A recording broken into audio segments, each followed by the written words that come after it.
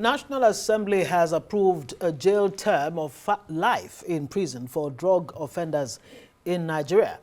It comes as the Senate adopted the Conference Committee report on a bill to amend the National Drug Law Enforcement Agency Act of 2024. In his presentation, the immediate past chairman of the Senate on Judiciary, Human Rights and Legal Matters, Mohammed Mongunu, said that while the Senate initially passed the death sentence, it adopted the position of the House of Representatives for life imprisonment due to the large number of individuals involved in drug trafficking in the country. He says over 500,000 risk being executed if the death penalty is upheld. The Conference Committee adopted the House version of life imprisonment rather than the Senate version of death sentence against the backdrop of the fact that right now, Mr. President, distinguished senators, we have 52,901 people arrested for this crime between 2021 and now. 52,901. If the Senate version is adopted, that means all the 52,901 will be executed. Well, let's bring in lawyer and Arise analyst Frank Tietie for more on this story. As a matter of fact, almost everyone broke out in some kind of grin or laughter here in the studio just listening to the senator there. Frank Tietie, you're welcome. Good to see you. My pleasure. On Newsnight. Yeah. I mean, what do you make of all of this? More than 3,000 Nigerians on death row right now as we speak, the highest in the world. Put that on one side. Over 14 million Nigerians use illegal drugs, and that's according to the National Drug Law Enforcement Agency, NDLEA. There was this case made by the National Assembly earlier, with the Senate actually, for the death penalty. But today, they've agreed on life. Oh, well, they didn't have much option. That was exactly about 6 months ago when we were here to discuss the Senate push for the death penalty. And we were just campaigning and canvassing for best practices. And so what has happened now is not so different from what we've had in the current law.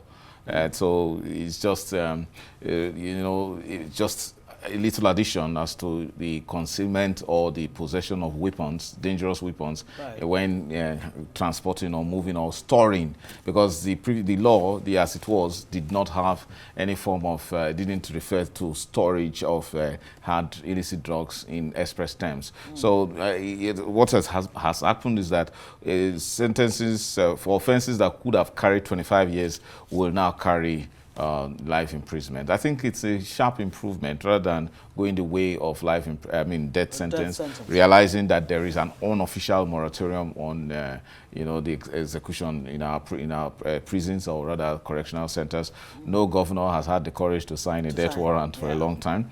And while some of us, because of our human rights background, will be against the death penalty, let us not look as if that Nigeria is just being roguish and that the United States, China, and a lot of other countries still retain the death penalty.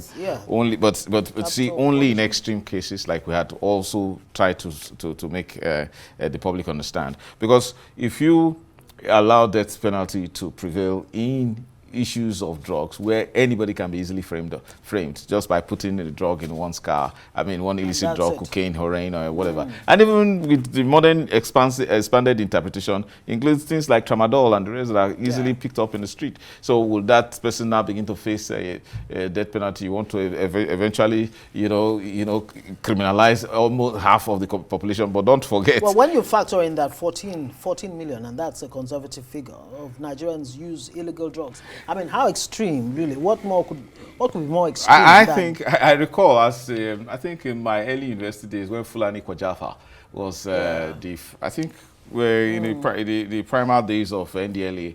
You know, our country stepped up its war against illegal drugs and psychotropic substances. Yeah. But one would have thought that, given all these years, we would have made significant progress. But as we speak today, Nigeria is a major global transit point in terms of, carrying cocaine and all that across the world.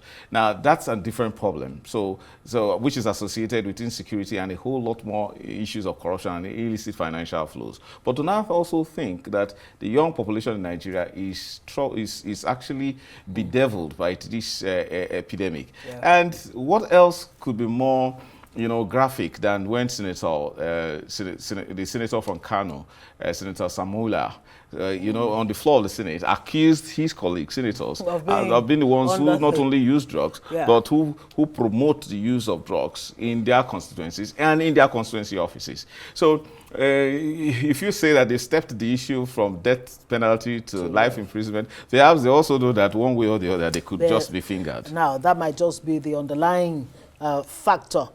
But I'm not saying anything. No, it's possible. Now, how much of a deterrent, really, is this life sentence? You see, this is something about a corrupt society. If you raise the punishment, you probably are just raising the bar of bribery.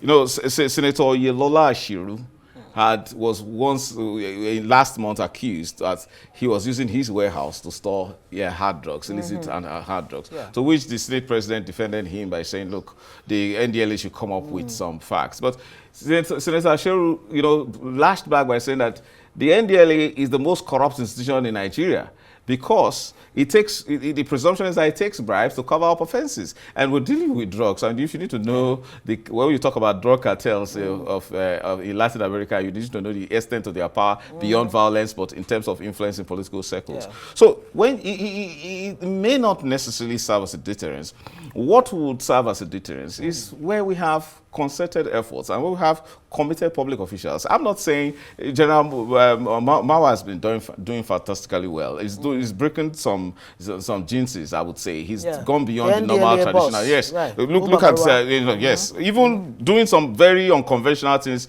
to stem down, to prevent the use of drugs rather than running around, looking for people who are planting cannabis. You talked about politicians earlier. He had once recommended that there's a need to have politicians get tested. Yes, and then people should take Senator Kawu Samala very seriously, right. Because he pointed in the direction of the Senate and the members of the House of Representatives as the ones who actually fuel major drug use. As once being a teacher, I once taught in a secondary school in northern Nigeria, and I realized how terrible and pitiable the situation is with regards to my students, as young as they were then, taking drugs, especially solvents and all of that, drugs that are actually hard drugs that people could go to jail for life. But to think that the whole population of young people, especially, and I keep emphasizing in northern Nigeria, being affected like that, mortgaging our future. Imagine the threat that fentanyl is posing to the American young people. Yes. But in our case, the epidemic is already going on. There is rise in crime. There is rise in insecurity as a result of persons who are under the influence of psychotropic drugs, perpetrating all sort of violence, even in the FCT. So it's a big problem. So it's against increasing the penalty for each of these offenses. I think we should step up the consciousness that drugs, the use of illicit drugs is so bad, and it destroys our future and it threatens our stability, our national security, indeed. So beyond that, I think, like the point I was trying to make, if you increase the punishment and then somebody gets caught, you are simply increasing the bar if he intends to negotiate for any form of bribe. So it is about the quality of persons. So it's General Marwa can't do it alone, but he's not in every of those states where NDLA operates. And then you also need there's a very strong supervision from the Attorney General, the Honorable Attorney General of the Federation. He needs to pay close watch to what's happening in the NDLA and how cases they are prosecuted. Not cases brought to court and then they are settled somewhere and then they fizzle out. So I think we can do more beyond simply increasing sentences. Have we done an appraisal very quickly of how it's worked in countries like China, Malaysia, Singapore, and what have you? Can we really say that the death penalty has failed? Has been counterproductive in those countries? No, I don't think so. I think that for some countries the death penalty is scary. But in Nigeria, it will be counterproductive. Right. And it's on record. Justice Akinola Aguda has made that point. What's more important is a situation where whether or not that there will be enforcement. Actually, that's it's hardly enforceable. All right, we'll have to leave it there. Frank Tietie, a lawyer and a Rise News analyst. Thank you, as always.